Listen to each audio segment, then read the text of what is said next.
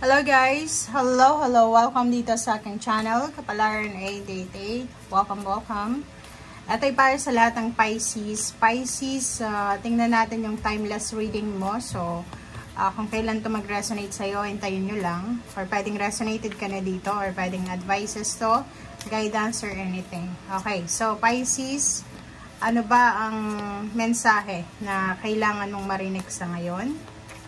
Ano ba ang posibleng energy na kailangan mong marinig sa ngayon? Okay? First, 2 cards tayo. Wow. Okay, Pisces. First card mo dito is Fate.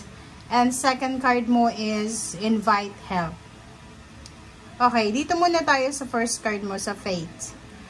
Dito yung message ng card na to is miraculously, amazingly, everything I need always comes. Diba? So, parang sinasabi sa'yo dito ng barahan na kung halimbawa na sobra-sobra yung faith natin sa Panginoon, sa sarili natin, sa kakayahan natin, lahat ng kailangan natin ay nakukuha natin, or God always provide the needs, diba? Parang ganon. Love is opening me to receive beyond anything I imagine. So, nakikita mo rin dito na by faith, willing ka na tumanggap ng mga pagmamahal, willing kang tumanggap ng help, for example, or willing ka na, 'di ba, buksan ang puso mo, ang sarili mo para sa ibang tao. Okay? Parang ganoon lang 'yun. Okay. Next card natin is invite help.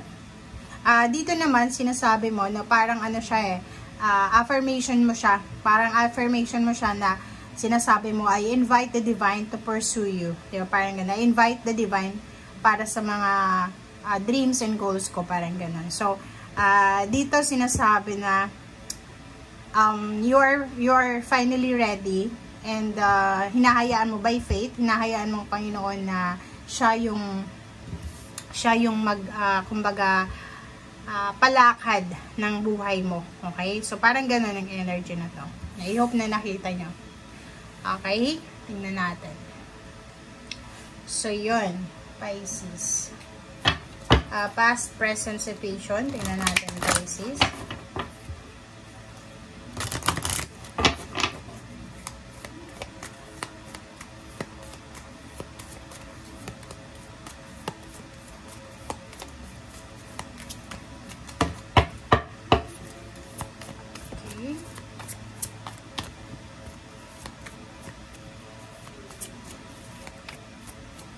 Okay. Biblical. Oh. So, okay. So, kung makikita mo dito, Pisces, yung second deck mo, nagsasabi na biblical. So, parang literal, simulan mo siguro na magbasa ng Biblia. Okay? Kung ikaw naman ay hindi Catholic, or kung iba yung religion mo, itong biblical na to is all about spiritual. So, kinakailangan mo daw na mas patatagin, mas palakasin yung iyong connection sa iyong spiritual na paniniwala. Sa faith mo siya. Okay? So, sinasabi dyan na hindi pa huli ang lahat para magbalik loob tayo. Balik loob tayo sa ating paniniwala. Okay?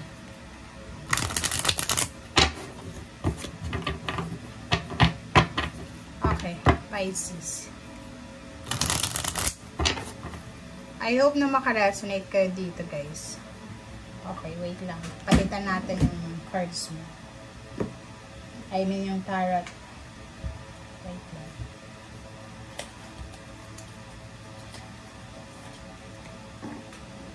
Okay, Spirit, Angels, guys, please. Bigay mo yung message, energy, para sa lahat ng Pisces. Kasi masyadong dark yung card na yan eh.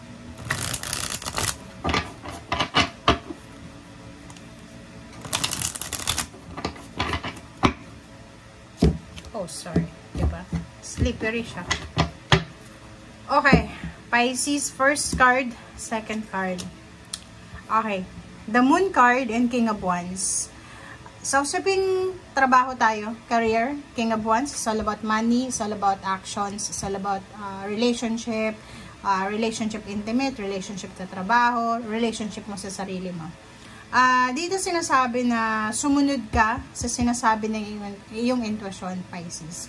If ever lang sa trabaho, meron kang mga kinakatakutan na bagay-bagay, like natatakot ka baka ma-terminate ka sa trabaho mo, baka hindi maging maganda yung income ng business mo, dito sinasabi na gawin mo yung kung ano yung nararapat mong dapat gawin, yung obligation mo as individual, as employee, as may business, parang ganun. So dito, kung ano man yan na kinakatakutan mo, kasi yung the moon is energy mo yan eh, this Pisces energy, water sign, Pisces, Scorpion, Cancer. So medyo emotional.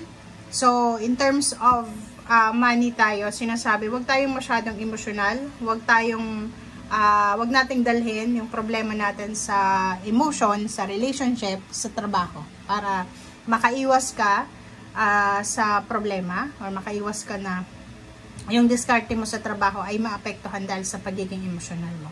Okay?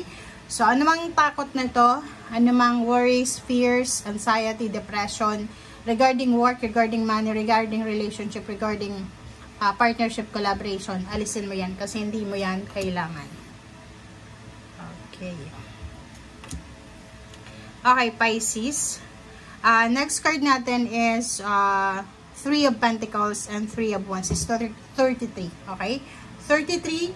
So, ibig sabihin yan, nasa tamang direction ka. Nasa tamang direction, nasa tamang energy, nasa tamang, like for example, sa trabaho, sinasabi sa'yo na nasa tama kang, kumbaga, trabaho. Okay? Or kung ano man to na gusto mong gawin, or ginagawa mo sa ngayon, sinasabi sa'yo na nasa tamang timing ka, nasa tamang direction, nasa tamang lugar. Okay? So, yung barahan mo na 3 of Pentacles, if ever may business ka ngayon, if ever may plano ka pa lang na magbukas ng business, pwedeng 3 months or 3 years ka nang naghihintay para dito. Like, ang tagal mong nag-asikaso para sa mga papeles, sa dokumento, government papers, permit, or ano pa man. 3 of Wands, sinasabi sa'yo na on the way na, parating na siya. Okay? So, parang kung halimbawa, may gusto kang pasukan na company, may gusto kang puntahan na bansa, gusto mong maging OFW or OFW ka na, gusto mong lumipat ng ibang bansa, gusto mong makapag-collaborate with someone or with the company or with the institution or community. Siguro ang tagal mo nang naghintay ng opportunities, either 3 months, 3 years, 3 weeks, parang ganun. Sobrang tagal na. Dito sa energy na to na 33, sinasabi sa'yo na magtiwala ka, faith, diba? Have faith, okay? Kasi you are divinely supported and guided na kung ano man nabalak mo. Business man yan, money man yan, pagpapakasal man yan, or anything na may collaboration and partnership. Okay? So, dito sinasabi ng barahan na you're going through spiritual change or awakening or reawakening kung na-awake ka na. And dito sinasabi na huwag kang masyadong mag-alala dahil you are guided and supported, you are protected by the higher power, which is God, universal angels or ano pa ba? Spiritual helpers. Okay? Okay. Next card natin is the Hermit and the Star. O, diba? So, dito sinasabi sa'yo, Pisces, na parating na ang, kumbaga, liwanag. Parating na ang illumination. Parating na ang liwanag para sa iyong mga pangarap sa buhay. For example lang, siguro 3 years, 3 months, 3 decades na, like medyo may edad ka na ngayon, senior citizen ka na, siguro hindi mo mahanap-hanap yung purpose mo sa buhay, but dito sinasabi na on the way ka na. Okay? Isa sa mga parang kinalimutan mong pangarap ay posibleng mangyari or makuha mo siya. Okay? And the Sun is a confirmation from the Star na sinasabi sa'yo na sa gabi at umaga, you are illuminated. Sa gabi at umaga may liwanag. So, 5 of Swords.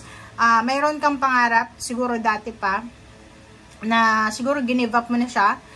Pangarap mong maging artista, maging kung ano man. And dito sinasabi sa'yo ng barahan na isa sa mga give up mong pangarap or isa sa mga give up mo na buhay ay posibleng ibibigay sa'yo ng universe. So, may upcoming, may incoming celebration, may incoming completion, may incoming happy moments, joyful moments sa buhay mo. And yung sa ilalim mo, dito is 6 of Pentacles. Sinasabi na sa usaping pera, you will be lucky, you will be fortunate kasi marami kang makikilala in the upcoming months and years na posibleng magiging rason para maging balancing financial mo. So, kumbaga, like-minded. Marami kang makikilala na like-minded individuals na pare-pareho kayo ng, ng dreams. So, if businessman ito, na sinasabi dito na bubuksan mo or makiki-join ka sa isang institution, nasa tamang direction ka is 33. Okay? Thank you guys for watching. Bye!